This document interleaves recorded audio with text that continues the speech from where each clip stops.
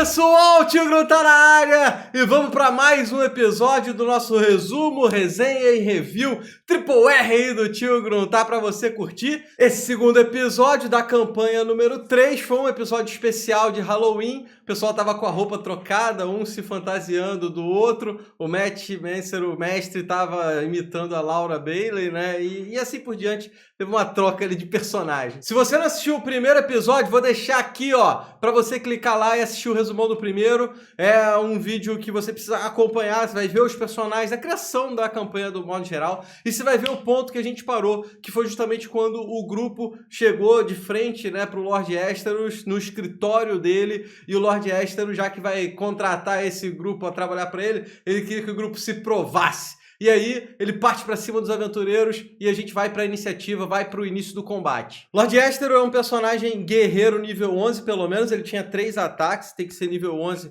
para poder fazer isso. E ele também devia ter algum nível de rogue, pelo menos uns 2 níveis de rogue, porque ele fez um movimento como bonus action. Então, algo desse tipo devia ser um personagem nível 13, mas mesmo um personagem nível 13 teve muito trabalho para lutar contra 7 jogadores nível 3, né, que bateram bastante nele. O Bertrand não participou do combate, ele fez uma brincadeira, ficou bebendo e tudo mais, e não participou do combate. O Matt descreve o combate muito bem, é uma dica legal que dá pra galera aproveitar. Não é simplesmente rola o dado, dá uma pancada, tanto de dano. Não, ele descreve o movimento de cada um, a movimentação que eles fazem, os golpes que eles tomam. Vou dar um destaque também para a descrição da Marisha, né, da Laudina. A Laudina, inclusive, para mim foi muito bem nesse episódio. Ela escuta muito bem o que o mestre está falando e adapta o que ele descreveu, a cena que ele está montando, para o que ela quer colocar, quer adicionar. Muito legal. Por exemplo, teve o esquema do Eldritch Blast, que ela faz um Eldritch Blast com Hex.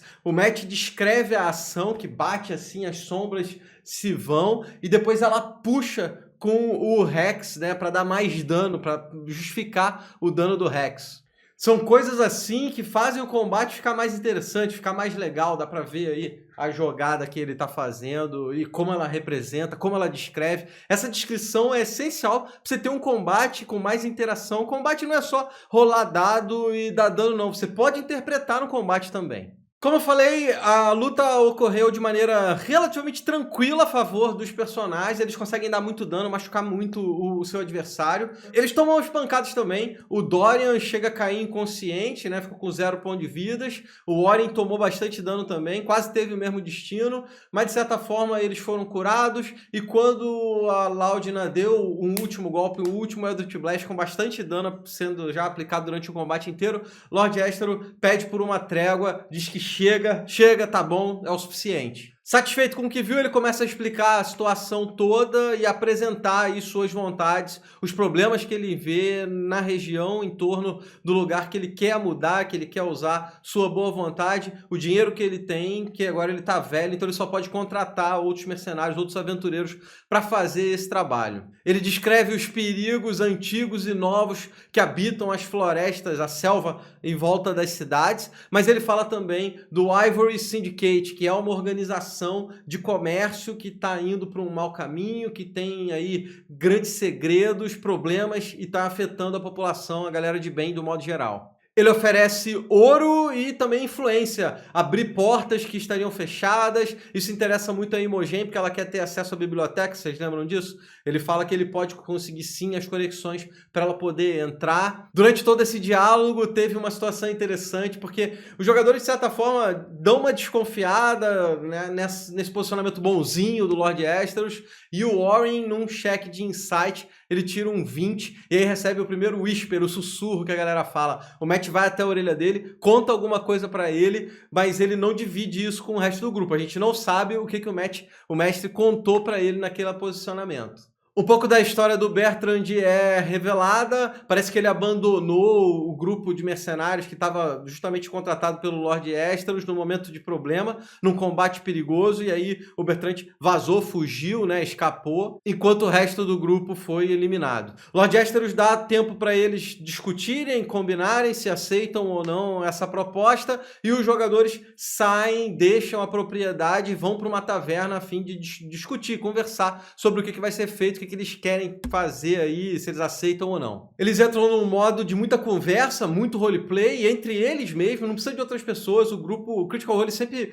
tem uma conversa muito boa entre si, entre os personagens, uma ligação que vai se fortalecendo durante a campanha. Eles acusam o Bertrand de saber desse teste, não ter avisado nada, né? Caramba, você não sabia que isso ia acontecer? Bertrand dá uns migué e ele vai numa boa. Eles ficam discutindo num vai e vem se aceitam a oferta de emprego ou não, falam sobre o objetivo de Imogen de entrar na biblioteca para conseguir informações, perguntam o que ela quer, todo mundo meio que não abre, não revela exatamente tudo o que está rolando, vem a pergunta também para o Warren, o que eles estão fazendo na cidade, chegam até a perguntar se eles estão procurando alguém, tem um pouquinho de metagame, mas o Warren diz que dá uma segurada e se eles trabalharem juntos, um pouco mais para frente ele abre e fala exatamente o que o grupo, né, que veio da parte dos druidas, está fazendo, está procurando na cidade. Falam também um pouquinho sobre os poderes do Fresh Cut Grass, né? Eles têm poderes divinos, perguntam se ele é religioso, ele não sabe direito, fala que foi construído assim, mas ele chega a revelar que ele foi construído um pouco mais avançado que os outros autômatos, os outros robôs que seu criador fez. Aí a gente tem um momento alto, na minha opinião, dessa conversa, desse roleplay, que foi a Marisha, a Laudina, falando sobre o Patê, o seu rato morto. Ela carrega um rato morto na cintura e ela faz marionete com o rato, cara. E ela faz tipo um ventríloco, né, com a marionete, mexendo o rato, fazendo a voz dele e tudo mais. Só que o detalhe é que esse rato chama Patê de Rolo. E Rolo é o sobrenome da família que governava Whitestone. Ela é de Whitestone. E Whitestone é uma parte importantíssima da primeira campanha do Critical Role. Eu acho maneiro essa ligação que eles estão fazendo com as campanhas anteriores, né, ou com outros jogos, inclusive com outros personagens, porque para quem está assistindo só essa temporada, não faz muita diferença, só vai seguir a história e beleza, mas quem assistiu a primeira temporada lá atrás, pega as referências, se você olhar o rosto do Taliesin, né, do Ashington, você vai ver que ele fica tocado pela descrição e tudo mais, é uma história muito maneira que tem, né, ele era o personagem do Percy de Rolo, e ele era o cara que voltou e conseguiu reconquistar o território, né, salvou a irmã dele, restaurou o Whitestone, que estava numa situação muito complicada com vampiros. E aí, cara, eu fico me perguntando se tem alguma coisa a mais no passado da Laudina, ela ter vindo de Whitestones, ela ser meio creepy, ter esse lado undead, talvez ela esteja relacionada aos vilões lá atrás da primeira temporada. Então, a gente vai ter que esperar um pouquinho para ver como é que isso vai se desenvolver, mas achei que foi um ponto alto no diálogo entre eles. Ah, e antes que eu me esqueça, ela fala um pouquinho que criou esse rato para poder fazer companhia. O próprio rato fala, né? Eu fazia companhia para a Laudina porque ela era muito sozinha e só tinha eu e a voz na cabeça dela. E aí eu fico me perguntando, essa voz na cabeça dela, quem será que era? O que era? Será que era o patrono do Orlok? Ou tem alguma coisa a mais aí nesse passado da Laudina, essa voz na cabeça dela? O Bertrand aproveita deixa para falar da sua ligação com o grupo do Vox Machina. Vox Machina era o grupo da primeira campanha. O Bertrand, a galera até falou nos comentários do primeiro vídeo, ele é um personagem que apareceu lá no Resgatando o Grog, uma aventura, um one shot que eles fizeram. Eu tive que cortar do primeiro vídeo, eu chegava a comentar isso, mas acabei cortando, falta falar aqui que esse vídeo vai ficar menorzinho. De qualquer maneira, ele fala da ligação com o Vox Machina e tudo mais. No fim da conversa, o grupo aceita aí o serviço e eles voltam para falar com o Lord Estros, dizer que eles aceitam o serviço e pegar mais instruções, quais serão os próximos passos. Satisfeito, o Lord Estros, então, comunica a eles que antes que eles tenham um contrato mais formal, ele queria um trabalho meio teste, mais uma vez, testando os jogadores. É um teste que seria pago já, ele oferece 50 moedas adiantado, mais 150 se eles resolverem o problema, ou 350, mais 350 se eles resolverem a fonte do problema. Então tem uma diferença no pagamento. Mas de qualquer forma, ele explica que um lugar chamado Dial Hall está reclamando dos carregamentos, que está faltando, tem coisa faltando nos carregamentos que eles estão recebendo de uma empresa têxtil, Prudage Testes. Lord Asteros pede que o grupo vá até o depósito dessa companhia pro Dage e descubra a fonte, o que está acontecendo, quem está roubando, e façam uma investigação. Chegando no depósito, o grupo se divide. A Laudna, o Washington e o Dorian vão por fora para os fundos. Farney e Beltrand ficam de fora vigiando. E Imogen, Fresh Cut Grass e o Orin vão pela frente. Imogen convence a empregada Anan de que o grupo está a mando da Madame Zuldana para avaliar e dar uma olhada no possível negócio têxtil que a Madame Zuldana tem com a venda deles, o depósito deles.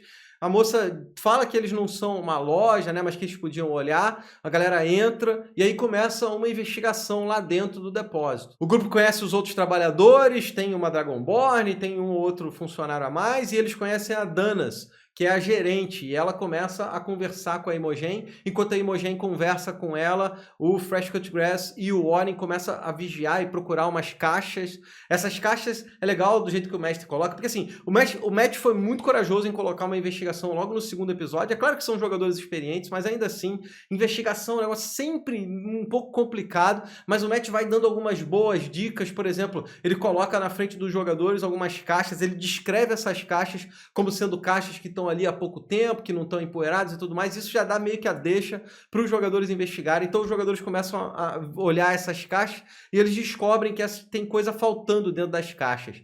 E do mesmo jeito que tem coisa faltando dentro da caixa, eles descobrem um resíduo azulado. Esse resíduo azulado, o Fresh Cut Grass descobre como sendo Brumestone. É uma substância rara, altamente controlada pelo governo atual, porque ela era utilizada antigamente para manter as cidades voadoras no ar. Agora isso não tem mais, elas são utilizadas, o pouco que resta, para manter os navios voadores. Então é uma parada bem diferente que eles encontram dentro das caixas onde tem coisa faltando. Enquanto isso, a galera do lado de fora encontra uma grande entrada para o armazém, para o prédio, mas essa entrada ela tá lacrada, tá selada com barras e fechada, completamente fechada. O grupo entende que isso é uma boa maneira para eles entrarem no prédio se precisar à noite, escondido. Eu particularmente aqui estava entendendo de que o Matt queria dizer que não tem entrada por trás, então se tá alguém roubando alguma coisa, é alguém de dentro que está fazendo esse roubo, porque não tem um outro caminho para poder entrar. Eu acho que o Matt queria dizer isso, o grupo não pegou muito, mas não sei também se era isso. O Dorian e a Laudna usam as botas mágicas do Dorian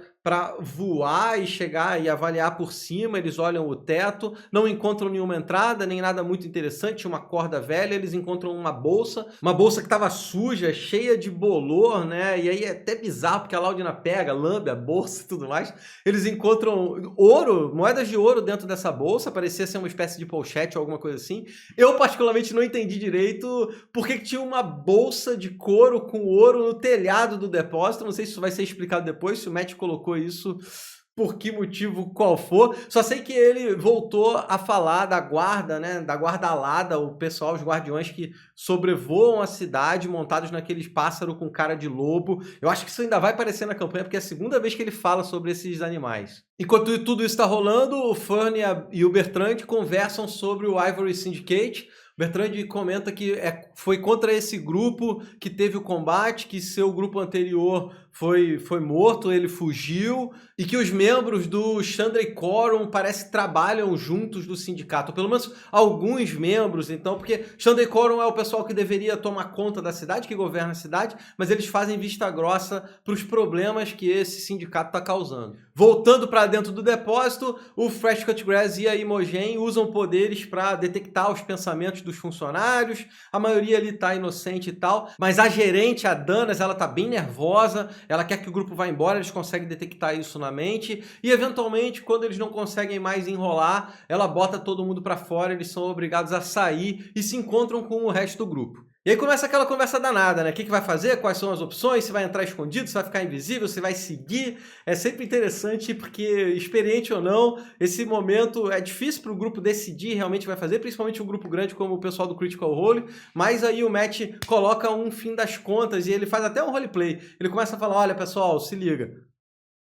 Coloca até um roleplay. Ele começa a falar que a noite está chegando, o céu já está escurecendo, e ele usa isso como um gatilho para falar, pessoal, chega de conversa, vamos para frente, o que vocês vão fazer? E aí o grupo se divide mais uma vez. Dorian, Bertrand, Imogen e Oren vão pela frente. A ideia deles é deixar o Oren invisível. Quando alguém estiver saindo, né, abrir a porta, ele vai entrar e se esconder lá dentro, estando invisível. Laudina, Farne e o Washington vão pela parte de trás. Eles querem usar a porta que eles viram que estava fechada, selada, para entrar se assim fosse necessário. Mas a ação realmente acontece na parte da frente. Os jogadores começam a ver o pessoal saindo, sai um, depois sai outro, depois outro. A Danas, a gerente, ela fica por último, ela avisa que ela vai fechar tudo. O Oren consegue se esgueirar, entrar sem ninguém ver. E aí ele é um Halfling, ele não tem visão no escuro. O Matt descreve como tá escuro o lugar, mas ele consegue ver a Danas saindo apressada, meio enrolada. Ela pega alguma coisa e sai de maneira nervosa. E aí o grupo decide seguir ela.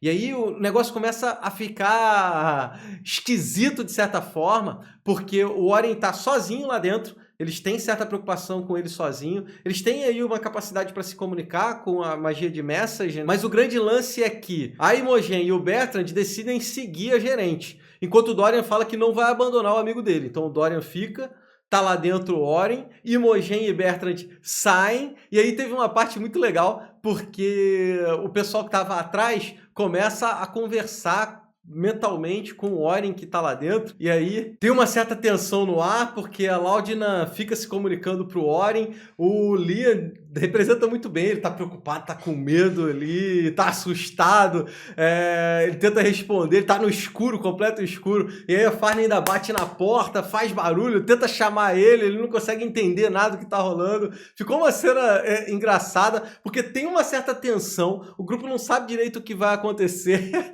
ele não sabe direito o que vai acontecer, eles estão meio preocupados, porque um cara tá sozinho, tem dois que estão perseguindo, que vão perseguir a Danas, eles não sabem pra onde elas vão, quem vão encontrar, o resto do grupo tá do lado de fora, de certa forma o Oren tá preso lá dentro, e é nessa tensão toda que o mestre aproveita para encerrar o jogo. É um bom cliffhanger, porque o pessoal quer dar sequência, quer saber onde vai a gerente, quer saber como é que vai acontecer, o que vai descobrir lá dentro. E aí o Matt encerra o episódio deixando a tensão no ar. Eu queria agora fazer alguns comentários. Começando pelo combate, eu achei interessante o Matt avisando a iniciativa. Na hora da iniciativa, ele fala para um jogador que é a vez dele e ele já avisa o próximo que ele é na sequência. Isso ajuda um pouquinho a acelerar o combate, dar uma moral. Tô bastante curioso para saber qual é a da pegada do Lord Aesterus, o que ele vai significar na campanha. Ele vai ser realmente um aliado que vai passar sempre as missões para os jogadores. O que a gente sabe até agora é que ele era um mercenário, ele herdou a riqueza, a mansão e tudo mais de uma antiga amiga, né? E aí tá nessa posição. Eu tô achando ele muito bonitinho, descrevendo que quer o bem, que quer ajudar a região e tudo mais. Eu não sei se vai ter algo além aí nessa parada, tem ainda o segredo que o Matt contou pro Oren que a gente não ficou sabendo. Quando o grupo começa a se separar, o mestre tem que rebolar um pouquinho para não deixar a galera muito quieta, né? Então ele vai um pouco com um grupo, depois vai um pouco com outro grupo, depois com o outro, tenta dar atenção para todo mundo. É sempre uma hora que o mestre tem que tomar muito cuidado para não deixar ninguém sem jogar muito tempo. Como eu falei anteriormente, fazer uma investigação logo no segundo episódio não é fácil. Toma cuidado quando for fazer aventura de investigação, porque você tem que fazer que nem ele fez, deixar algumas pistas, né? Mesmo que os jogadores às vezes não vão tão bem nos dados. Os jogadores foram muito bem nos dados, conseguiram fazer tudo que eles queriam, mas você tem que ficar ligado para deixar pistas, deixar coisas que os jogadores vão achar, vão encontrar, para não empacar a aventura, porque se não empaca a aventura, e aí ferrou. Eu tô farejando aí um plot principal em relação a essa Brumestone, que é essa pedra azul que eles encontraram o resíduo dentro da caixa. Se o mestre está construindo o que eu acho que ele está construindo, vai ficar muito maneiro, porque ele podia simplesmente fazer o seguinte: olha, o Lord Aesterus pede vocês para investigar o pessoal que está roubando, contrabandeando o Brewstone. E aí assim, continuar a aventura e tudo mais. Mas ele não faz isso. Ele vai mandar os jogadores para uma missão relativamente comum para investigar um roubo, e aí ele deixa plantado o resíduo dessa pedra, o grupo vai começar a investigar isso, descobrir isso, e aí o plot todo vai evoluir. Eu acho essa uma construção muito maneira, muito legal de fazer. Você pode fazer isso e ir surpreendendo o seu jogador que espera uma coisa, bate uma quebra de expectativa, ou quando ele descobrir realmente sobre o que é o plot maior, vai ser uma coisa muito mais orgânica do que um contratante simplesmente chegar e falar: procura isso ou investiga esse contrabando. Eu acho que fica muito maneira essa construção e tô curioso para saber o que vai ser daí para frente, se é isso mesmo que eu tô falando ou se não tem nada a ver, eu tô viajando na batatinha aqui já no jogo. E com isso a gente vai encerrando esse nosso episódio do RRR, resumo, resenha e review. Espero que você tenha curtido. Eu vou deixar aqui no final do vídeo as 10 dicas para ser um bom jogador de RPG. Se você quiser saber como eu faço, vou deixar aqui também uma campanha que eu jogo, Mirage Mindrait, por exemplo, a nossa campanha mais nova. Dá para você pegar, clica aqui na playlist e vamos que vamos. Se você puder deixar aquele joinha, compartilhar, mandar para seus amigos que tá tendo Critical Role em português aqui para vocês, pelo menos o resumo, eu fico muito agradecido, quero muito crescer o canal e levar minha palavra do RPG para mais gente. Valeu, galerinha! Obrigado a todos, um grande abraço!